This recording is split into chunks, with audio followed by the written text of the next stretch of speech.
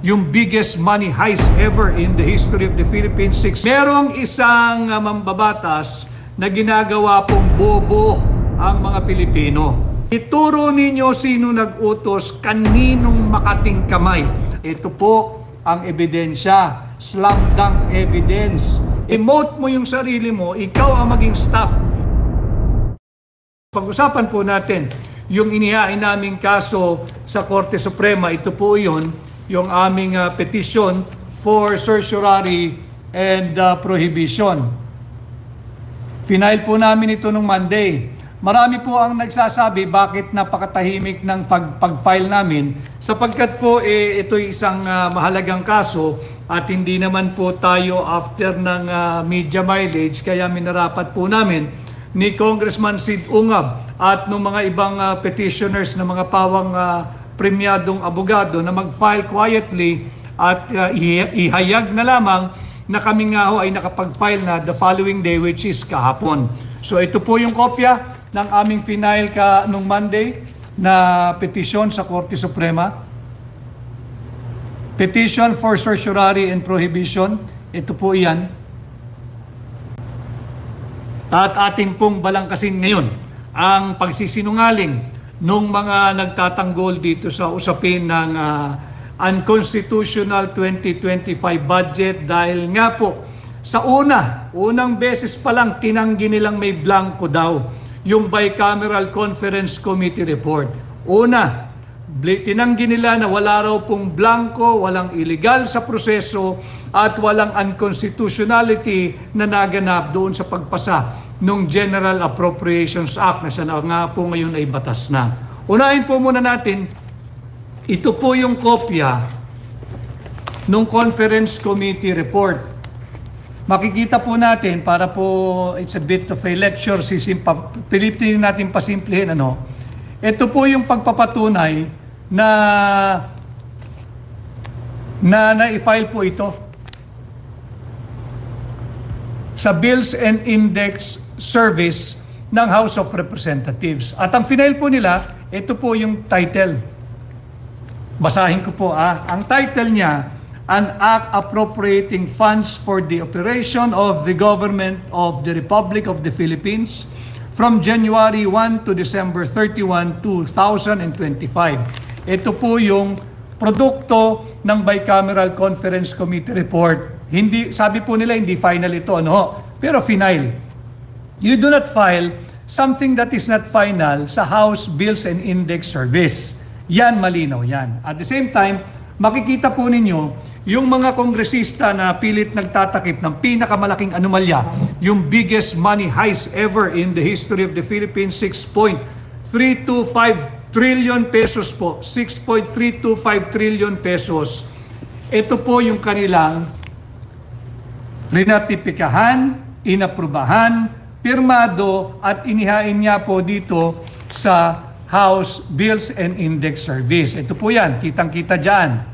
Pirmado po, sapagkat nais kong paalalahanan yung mga nagsisinungaling na kongresista, silipin po ninyo yung sarili ninyong House rules.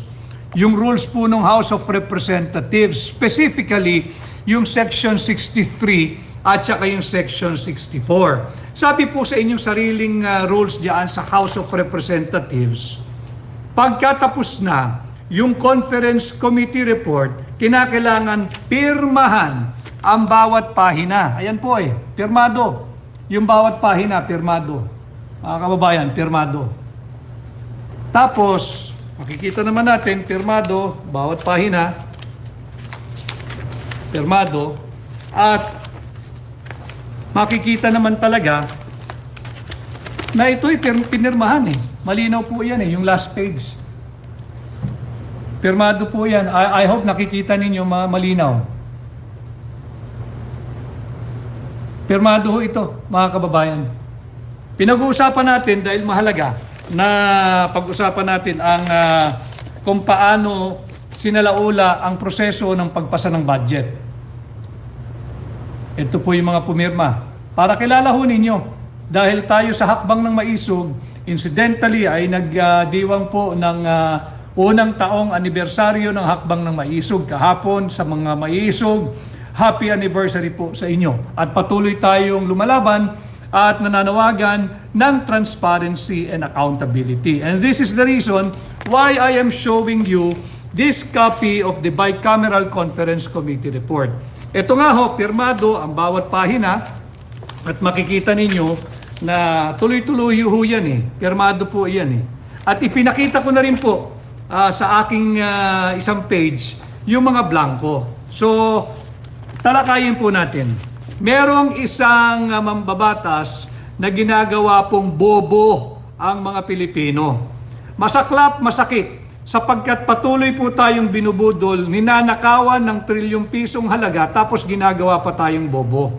Ang sinasabi ho kasi, nung mambabatas na yan na taga Marikina, hindi ko kasi matanggap eh. Congresswoman Stella Kimbo, hindi ko matanggap na ginagawa mo naman bobo, ma'am, yung mga Pilipino. Huwag mo naman gawing bobo mga Pilipino. Kaya ako nagkakaroon ng ganito diretsong ugnayan sa mamamayang Pilipino sapagkat sinisikap ko hong pasimplihin yung mga usapin. Tingnan po nyo yung sinasabi niyang may omnibus motion daw na pinahintulutan, yung kanilang technical staff na mag-effect, authorized to effect o gumawa ng correction. Tatlong bagay lang ho yung sinasabi ron eh. Binigyan nila ng otoridad na gumawa ng correction sa typographical, grammatical, and or printing error. Malinaw po yan. Ito po yung sinasabi niya. Tama siya. Oh. May omnibus motion. Pakibasa po ninyo. Binilugan ko po kung ano lang yung pwedeng gawin ng kanilang technical staff. Malinaw dyan, they are authorized, the technical working group or the technical working staff of the Committee on Appropriation of the House and the Senate Finance Committee to effect corrections like typographical, grammatical, and printing errors. Tanungin kita, Congresswoman Kimbo, typographical ba yung blanco na may tuturing? Typographical ba yan? Grammatical ba yan? Printing error lang ba yan? Hindi ba substantial abandonment of a sacred duty and sacred mandate to safeguard every centavo of the people's money? Paano mo ngayon sasabing typographical yan?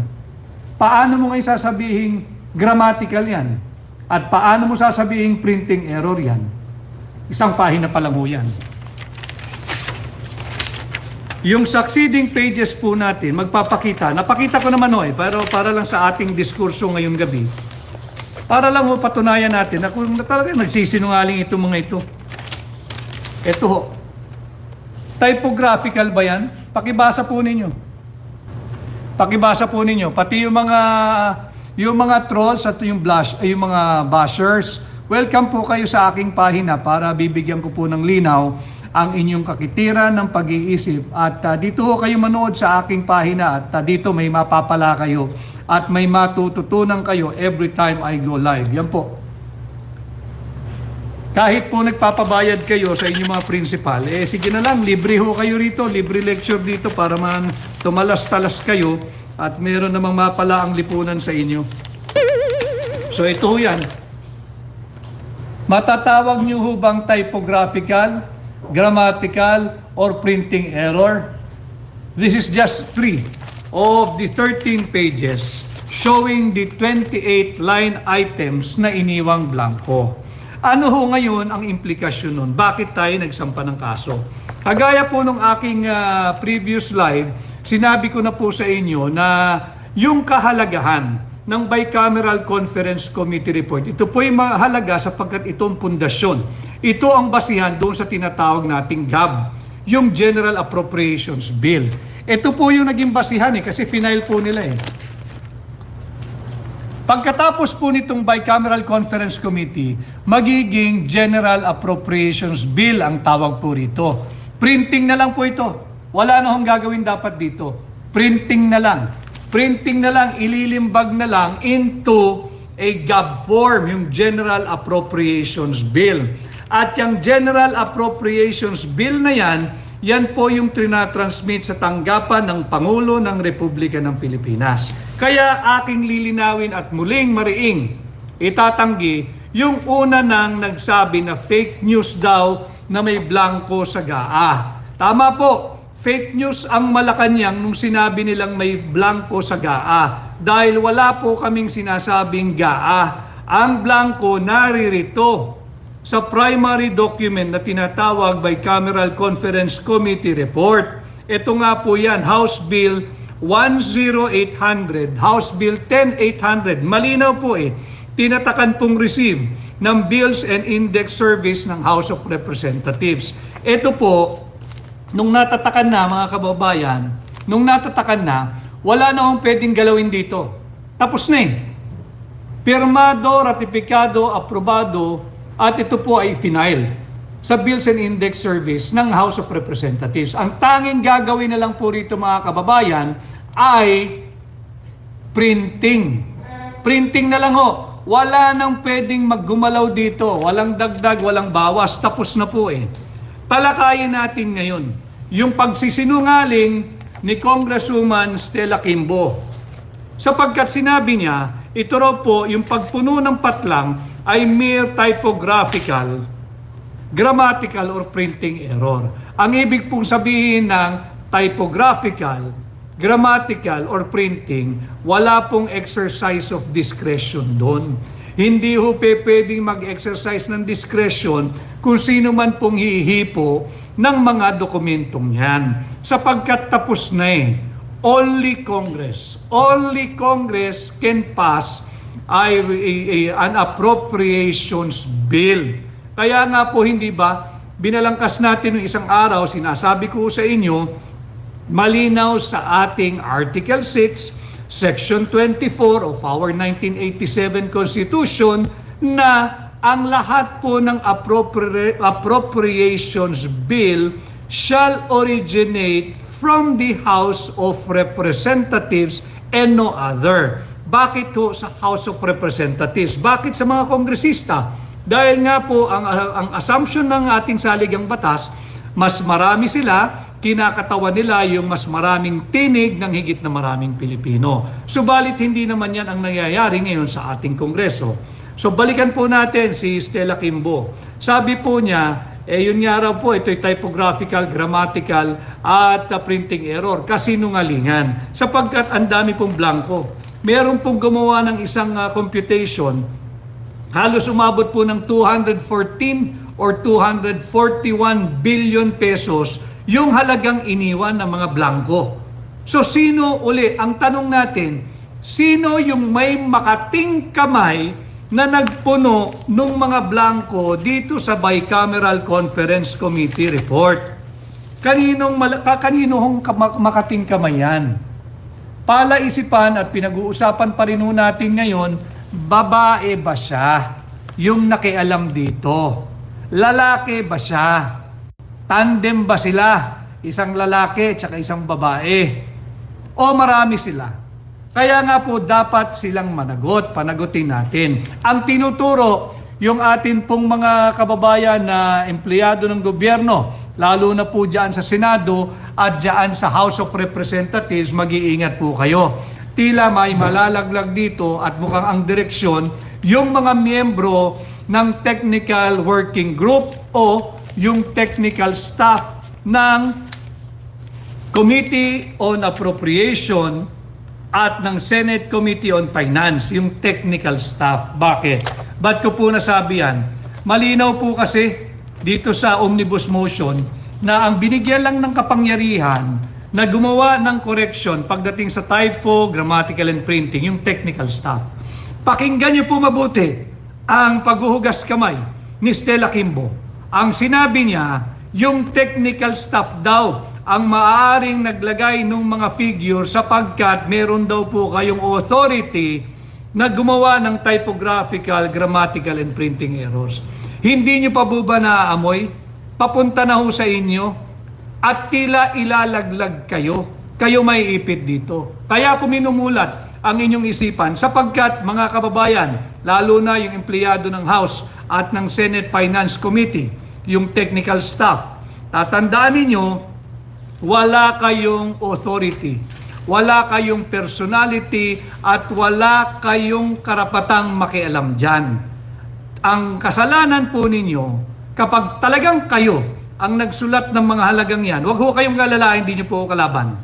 Hindi ako naniniwala na mga miyembro ng technical staff o technical working group ng mga Committee on Appropriation ng House of Representatives at Committee on Finance ng Senadong gumawa niyan. Hindi ho gagalaw yung mga yan. May nag-utos sapagkat alam mo nila mananagot sila sa batas.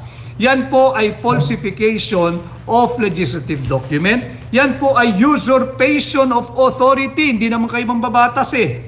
Wala naman sa saligang batas sa pwedeng gumalaw ang Bicameral Conference Committee staff, technical working staff, pagdating sa final, ratified, passed, approved, and signed na final Bicameral Conference Committee report. Wala po kayong kapangyarihan. At yan din po ay falsification of legislative proceedings at maaari din nga pong usurpation of authority. So makikita natin kawing-kawing na kasong kriminal. Huwag ho kayong pumayag na kayo ang ilalaglag. Dapat natin panagutin kung sinong yung makating kamay na nakialam at naglagay ng mga figures o halaga dito sa napakaraming blanco na ginawang batas ngayon at pinirmahan at pinapirma kay Pangulong Bongbong Marcos. Dapat malinaw ho tayo rito. Okay. Ngayon, yung sinasabi ni Stella Kimbo, yung mga taga Marikina, mag-isip-isip ho kayo. Kung ganitong uri ang nag-a-apply sa inyong aplikante bilang mayor, delikado po kayo. Mauubos ang pera ng Marikina. Mas bilib pa ako doon sa mga barangay captain at barangay council, yung konseho po ng barangay ng Marikina. Nagse-seminar po yan. Sigurado ko marunong magpasa ng budget yan. Pag-usapan po natin yung mga barangay tanod, tanong ninyo sa inyong kapitan, tanong ninyo sa inyong barangay treasurer, barangay secretary at mga barangay kagawad. They are very good and they are very prudent and they are very mindful of the law on how to properly pass their annual barangay budget. Hindi kagaya ng pagsisinungaling nito ni Stella Kimbo. Kay Hazel Aquino, di gagawin ng technical staff, kawawa naman sila. Sila ang ituturo ni Tapia. I agree with you, Hazel Aquino. Kaya nga natin dinidiskurso ito upang mamulat sila na papunta sa kanila. Ilalaglag kayo, mga kaibigan ko. Ayaw namin kayong kasuhan dahil alam namin hindi kayo yan. Pero I hope one day, very soon, one or many of you will start to speak up. Ituro ninyo sino nag-utos, kaninong makating kamay ang kumalikot dito sa final ratified, signed and filed sa House Bills and Index as section itong bicameral BICAM final report. Kay Sabrina, sana po magtagumpay tayo dyan, Attorney Vic Rodriguez. Kaya po namin minarapat na ni Congressman Sid Ungab na i-file ito sa Korte Suprema quietly upang pasinungalingan muli ang napakaraming sinungaling na mambabata sa sinasabing ito raw po ay politika lamang. Paano naging politika? Budget ito. Paano naging politika? Biggest money heist ito. 6.325 trillion pesos. At kasali ang bawat tinig ng mamamayang Pilipino rito. Bakit? Public money ito eh. Hindi nito pribado. Kung ito ay pribadong pera lamang ng inyong kumpanya, hindi kami makikialam. Di ubusin ninyo, gastusin ninyo, lustayin ninyo. Pero wag ang pera naming mga Pilipino. Balik po ako kay Winnie Paran. Ubus na kaban ng bayan, kailan patatapusin kung kailan wala na lahat, ninanakaw na lahat.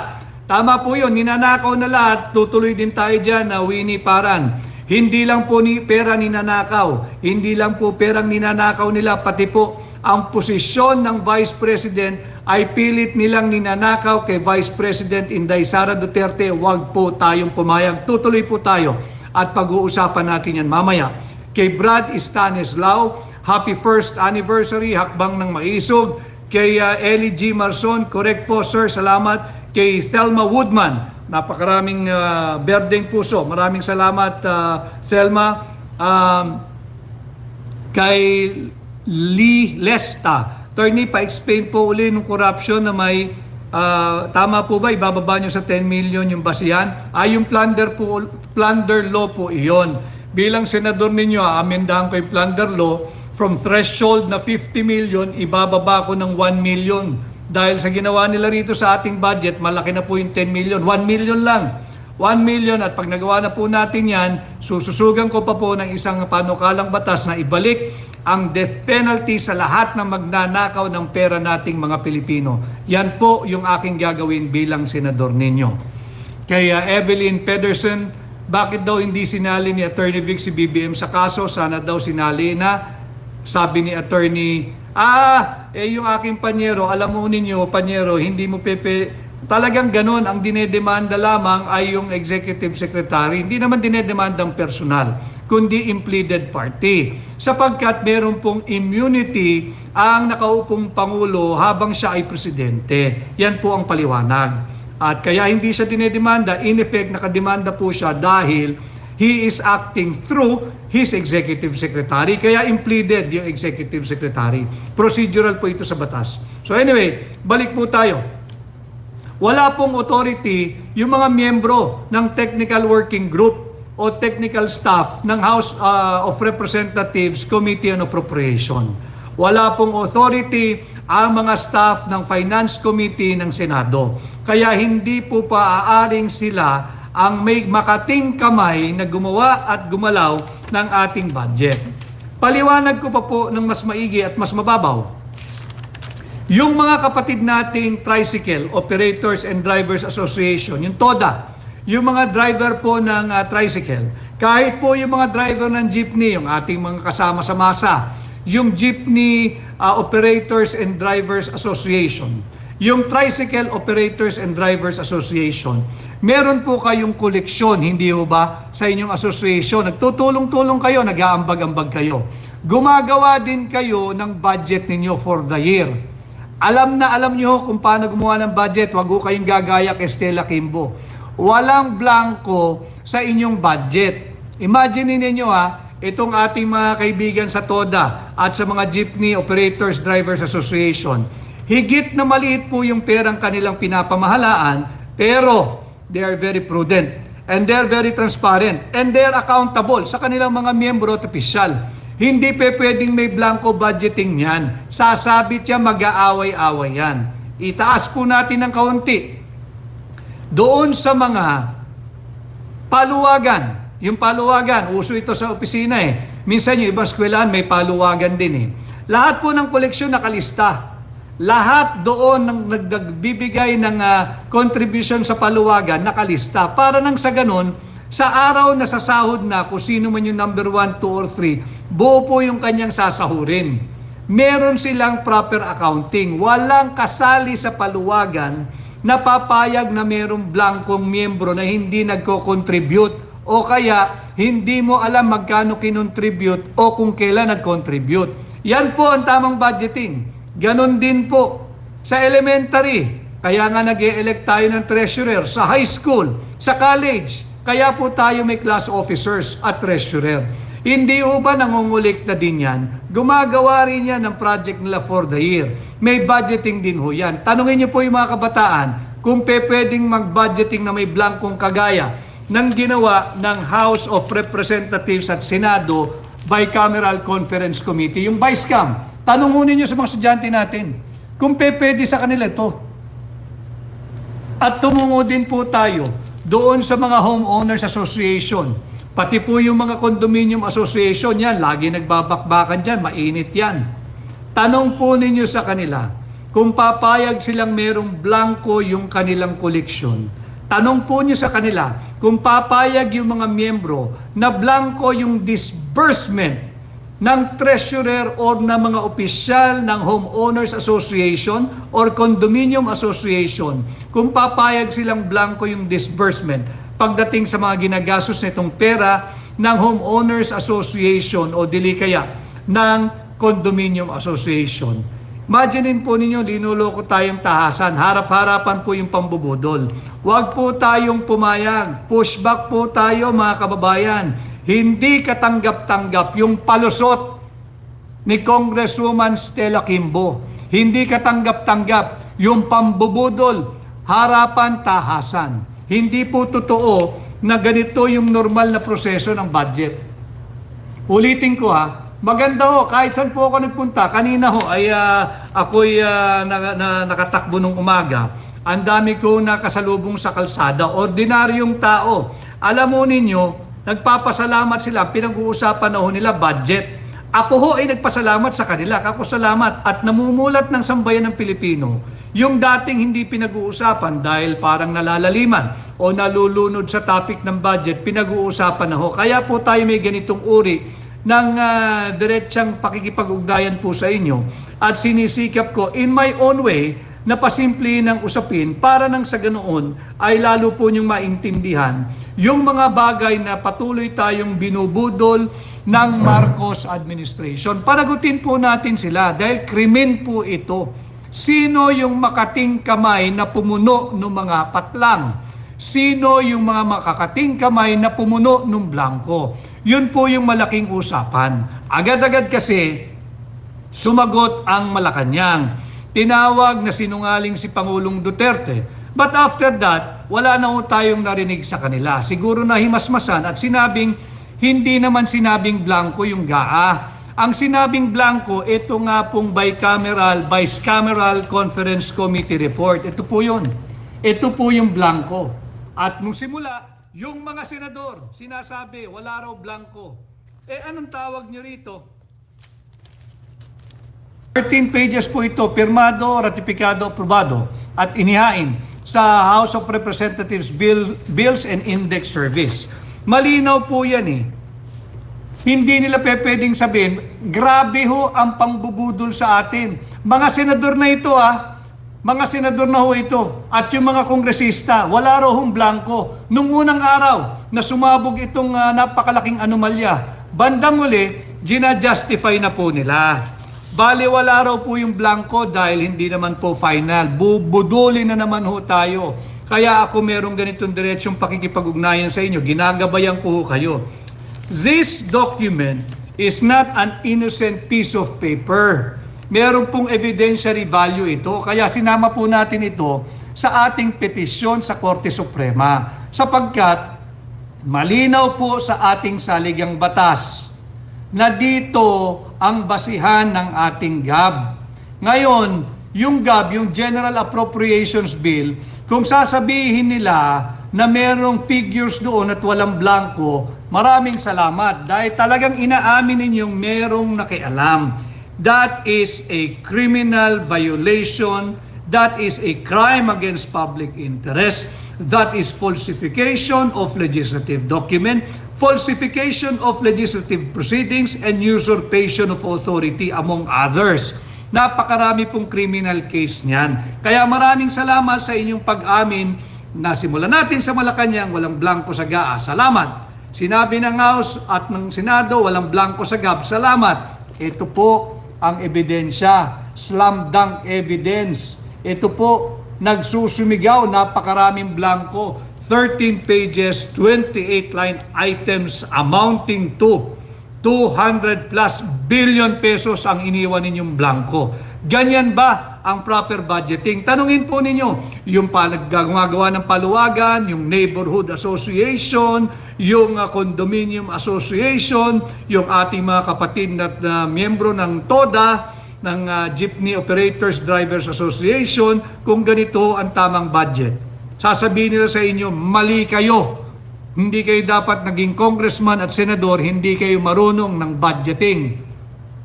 Si Annie LN-E, tama ba? Grabe hindi ma-mention yan sa Tuwadcom, super iwas kaya if ano-ano na lang pinag-uusapan nila. Wag ho kayong ma-distract. There is an open and deliberate attempt to veer away dito sa napakainit na usapin. At ang isa nga pong pantakip nila rito, alam ho ninyo kung ano, tinatakot na naman nila si Pangulong Duterte sa ICC. Pansinin ninyo, pag merong lumiliyab na napakalaking apoy, gagamitin nila yung issue ng ICC para malihis ang usapin sa kanilang anomalya. Subok po yan. Sinubukan nila rito pero hindi tayo titigil dito. Mahaba pa po ito, marami pa po kaming isasampang kaso. Inuuna lang namin yung pag-question sa constitutionality at hahabulin po natin lahat ng dapat managot.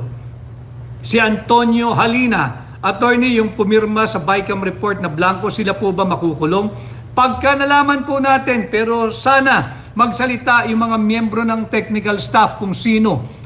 Kung may nag-utos sa kanila, sigurado yan, hindi gagalaw yan on their own. May nag-utos dyan. At kung hindi naman sila, tingnan po ninyo, hindi gagalaw ang technical staff. Merong nakialam dito, may makating kamay. Maaring sa Senado, maaring sa House of Representatives, at hindi malayo na sa Malacanang ginalaw ito at pinuno yung mga patlang. Kaya nga atin silang pinapanagot, humihingi tayo ng transparency at humihingi tayo ng accountability. Wilfredo Roche, Attorney Vic, nasa likod mo buong sambayanan. Maraming salamat, Wilfredo, at kailangan nga namin ng tulong ninyo, kami nila Congressman Sid at yung mga kapwa nating abogado na kasama nating nag-file din. Nais ko lamang po silang kilalanin, ang mga matitikas na abogado, may isugo itong mga ito at magagaling na abogado. Si Rogelio Mendoza, si Benito Ching, si Redemberto Villanueva, si Dean Roseler S. de la Peña, si Santos Catubay at si Dominic Solis, among others. Marami pa akong gustong sumama, subalit siguro yung other cases, welcome po yung mga abogadong nais din na maghatid ng kaso sa Korte Suprema. Si Pretty Vanji, paano kung walang pumirma sa panukalang batas na death penalty? Paano nyo mapapasa yun? Or di ba siya natatakot kung ma-frame up siya at sa kanya gamitin yung batas na yun? Hindi ako natatakot sa frame up dahil wala po ako sakit sa pera. Hindi po ako mukhang pera kagaya ng mga mambabatas natin na kahit blanco pinipirmahan. Tama po si Pangulong Duterte. Walang ibang paliwanag dito. Blank check po ito. Blank check ito. Pinirmahan, bahala ka kung anong amang gusto mo ilagay. Anong tawag doon? Ba't sila nagagalit? Hindi ba't blank check ganun? That is how a blank check operates. That is the effect of issuing a blank check. Similar to passing a final bicameral conference committee report, which is the basis of the General Appropriations Bill na blanco. Blank check po may intulad dito. Kaya wag ho kayong do not shoot the messenger. Wag kayong magagalit sa mensahero. Dapat nga, kung totoong inosente ang Malacanang, dahil sinasabi nila hindi raw sila mananagot at wala silang pananagutan dahil sila inosente, dapat nga magpasalamat kayo kay Pangulong Duterte. Huwag niyong awahin kung talagang inosente kayo. Hindi niyo pala alam na unconstitutional yung pinipirmahan ninyo. Nung hinatid sa inyong kaalaman, galit pa kayo. Kayo pa yung unang-unang nagtatanggol sa Senado at sa mababang kapulungan. Bakit? Meron ba kayong kinalaman sa pagpuno ng mga blanco at patlang dito sa illegal, immoral, unconstitutional, invalid na final bicameral conference committee report? Yan po yung tanong ng sambayan ng Pilipino. At hindi rin natin titigilan. Ginagawa ho tayo masyadong mangmang nitong Congresswoman na Stella Kimbo. Kayong mga taga Marikina, mag-isip-isip ho kayo. Yung mga barangay captain natin sa Marikina, mag-isip-isip kayo. Mas magaling pa kayong magpasa ng budget dito sa taong nag-a-apply na maging mayor ninyo. Maghanap kayo ng ibang kandidato. Delikado pera ng Maynila, ng Marikina riyan. Sayang naman yung pagiging prudent at masinop sa financing at sa budgeting ni Mayor Marcy Chodoro. Kung isang hindi marunong sa budget ang ilalagay ninyong mayor, maghanap po kayo ng iba riyan. Huwag itong si Stella. Ginagawa pong mangmang ang mga Pilipino. Yun lang naman po ang punto ko rito. Wala namang masamang manahimik ka na lang kagaya ng mga unang araw mo. Abay, nung nagpa-interview ka, babaliktarin mo pa. Gagawin mong mangmang ang mga Pilipino. Mahiya ka naman. Hindi kami papayag hanggat meron pang hakbang ng maisog, aming itutuwid ang inyong pagmamalabis. So yan po malinaw sa atin. Tingnan po ninyo yung mga mambabata. Sinasabi na ito po'y politika lamang at para daw po pagka nagkaroon ng TRO, isa pang kasinungalingan pag daw po nagka-TRO, kaya gusto naming mapasang tabi itong 2025 budget. Tingnan po ninyo mga kababayan, makinig kayo rito, importante ito.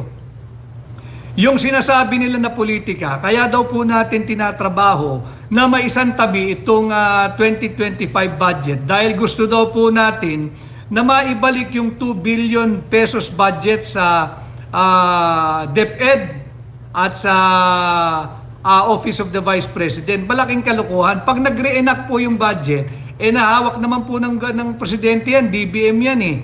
O di wag niyong i-release yung 2 billion. Ganun lang kasimple. Ito po ay panglilihis. At isa pa hong panglilihis, meron po silang gagawing rally. Yung rally po ay impeach Vice President Inday Sara Duterte. Isang malaking kalokohan ng mga taong ito na bahagi na rin naman talaga ng administrasyon ni Bongbong Marcos. Bakit hindi kayo nagsasalita tungkol dito sa biggest money heist? Ninanakaw 6.325 trillion pesos nating mga Pilipino. Bakit kayo bulag, pipi at bingi na rin? Natapalan na rin ba kayo? Ito ang tanong natin, yung mga magrarally, anong impeach Inday? Dapat ang sinisigaw ninyo, impeach Marcos, impeach Bongbong. Yan ang dapat sinisigaw ninyo. Sinisigaw nyo yung, kung nagkasala, sampa ng kaso. 125 million pesos, nalalakihan kayo. Ano palang tawag nyo rito? Baka naman bahagi kayo dito sa mga blanco. Baka naman meron din parating sa inyo. Baka meron din kayong particular dito sa 2025 budget. Bakit nga hanggang ngayon, yan ang sinisigaw ninyo? Yung mga elitista rin ho kasi yung mga yan eh. Yung grupong yan, bakit hindi kayo nagsasalita tungkol dito sa unconstitutional budget?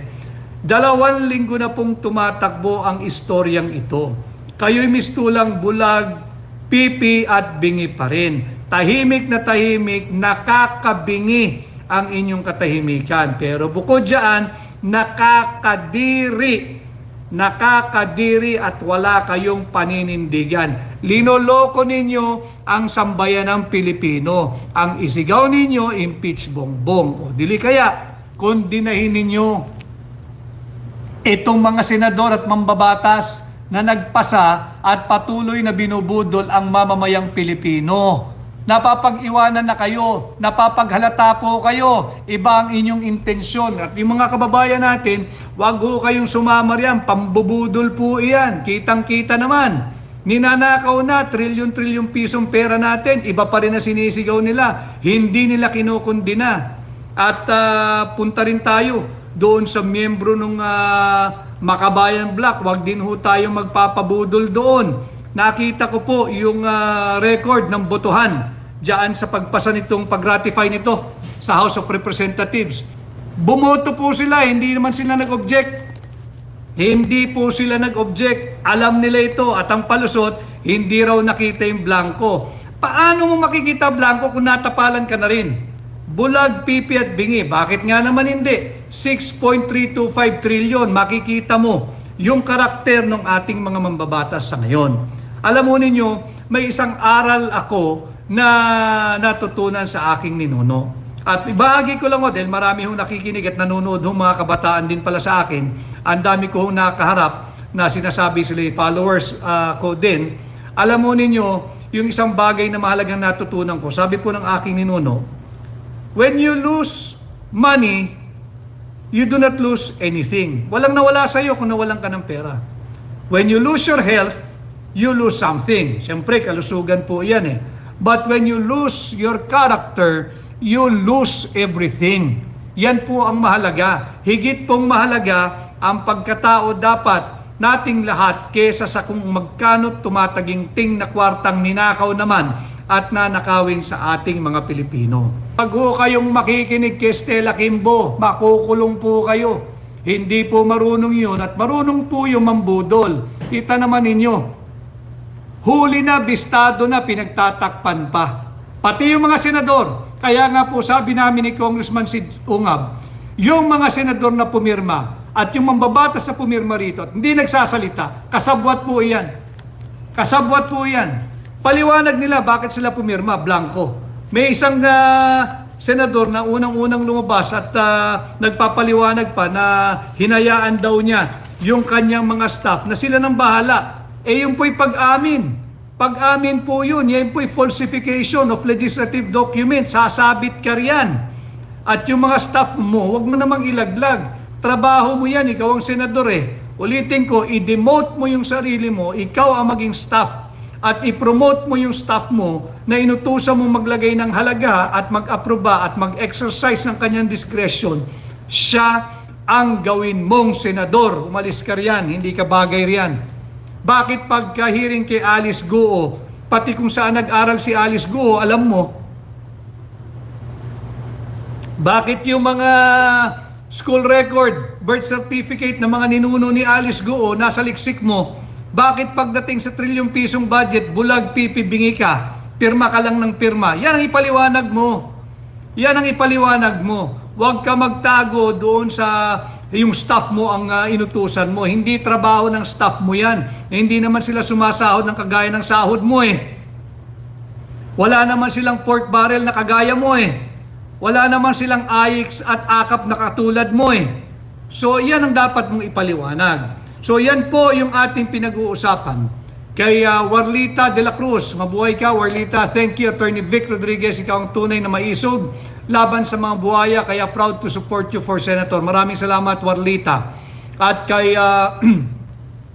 Jonathan Santiago Halbuna, si Jay, happy anniversary maisog, mabuhay at salamat. Number 56, Attorney Vic Rodriguez. Tama po yun. Number 56 po tayo. Kalimutan nyo na po yung dati nating numero. Ayoko nang banggitin. Baka magkaligaw-ligaw pa tayo. Number 56 lang po. 56. 56, number 56 po sa balota. So yan po yung ating mahalagang pinagtutuunan po ngayon ng panahon. Yung mga technical staff ng mga senador at kongresista, mag-iingat po kayo. Mag-iingat po kayo, mahal ko po kayo, mukhang ilalaglag kayo. Papunta po sa inyong kwento at sinasabing kayo ang naglagay ng mga halaga. Huwag po kayong pumayag, makakasuhan po kayo. May magkakaso po sa inyo. Matter of time. Pag tinuro kayo, kakasuhan kayo. I suggest kayo na po, marami namang avenue kung paano ho makipag-ugnayan sa akin. Protektahan ko po ang inyong identity. Huwag po kayong pumayag na kayo ang ilalaglag at iiwan sa ere ng mga tiwali na mambabatas, senador at kongresista. At alam naman din ho natin na marunong din magpasa ng budget ang judiciary, yung judicial department ng ating gobyerno, yung Korte Suprema. Marunong po magpasa ng budget yan. Alam nila at wala sa tanang buhay ng kasaysayan ng Korte Suprema na sila po ay nagsumite ng isang budget na blanco. Alam ito, nakakatiyak ako. Alam ng ating mga justices sa Korte Suprema na didinig ng petisyong ito. Alam nila ang tamang proseso ng pagpasa ng budget. Kaya hindi mo sila mabubudol, Congressman Stella Kimbo. Pinatatawag nyo rin sila, nagde-defend din sila ng budget nila. Alam nila kung paano magpasa ng tamang budget. Alam nila kung paano yung tama, legal at constitutional na proseso sa pagpasa ng budget. Kay Ofelia Fukushima, sinabihan ko mga kamag-anak ko sa Marikina, huwag iboto yang si Kimbo. Dahil delikado po kung ganitong uri ng leader hindi mo matatawag na leader, binubudol po tayo At ginagawa pong mangmang ang mga Pilipino. Huwag po tayong pumayag, panagutin natin ito. At ulitin ko, yung mga gagawa ng rally, baguhin nyo na po yung linyada nyo, bistadong-bistado na kayo, amoy na ho kayo. At malansa yung amoy ninyo, ang rally ninyo, impeach Sara. Sumabog na itong napakalaking pagnanakaw sa atin. Wala kayong rally para dito. Wala kayong pahayag tungkol dito. Wala kayong stand tungkol dito. Hindi ba't itong mainit na pinag-uusapan? Huwag kayong umiwas. Anyway, kahit kayo umiwas, alam na ho ng sambayan ng Pilipino kung sino-sino ang nasa likod ng mga grupong ito. Sama din naman dyan, nagsama-sama na sila, yung dilaw, yung pinklaw, at yung pula, magkakasama po sila, at kitang-kita na pinagtatakpan ang napakalaking isyong ito. Maanumalyang budget, the most corrupt budget ever of the Republic of the Philippines. Ito po yun. yung 2025 budget po ng ating bansa. Dahil sinalaula ang proseso, winalanghiya ang mamamayang Pilipino, iniinsulto ang karunungan at katalinuhan nating mga Pilipino, ginagawa tayong mangmang ni Stella Kimbo. Huwag ho tayong pumayag. Hindi lang po siya, kaya lang siya yung very vocal at siya po kasi ngayon ang chairman ng Committee on Appropriation sapagkat siya yung nagbigay ng pahayag na ito po'y typographical, grammatical, or printing error. Paliwanag mo kung paano naging typographical, printing, or grammatical error ito mga blanco. Ang dami nito. Daang bilyong pisong halaga. Paano naging... Tingnan ninyo. Paano naging grammatical yan? Paano naging printing? Paano naging typographical? Kaya nga po yung aking simpleng paliwanag. Yung 1 plus 1, pag tinanong mo sa bata, 2. Yung 2 plus 2, pag tinanong mo sa bata, tiyak yan, sasagutin ko yan, 4. Pero yung 3 plus blank, hindi po nila kayang sagutin. Pero, nasagot po ng mga senador at mambabatas na pumirma dito sa Bicameral Conference Committee Report. Ganyan po kahenyo.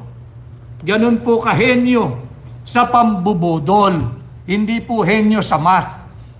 Henyo sa pambubudol. Subalit, hindi po kayo magtatagumpay sapagkat nagmamatsyag ang mamamayang Pilipino sa pangunguna ng hakbang ng maisog. Kaya nga po yung sinasabi ko, atin pong pinamumunuan ang tunay at maisog na oposisyon.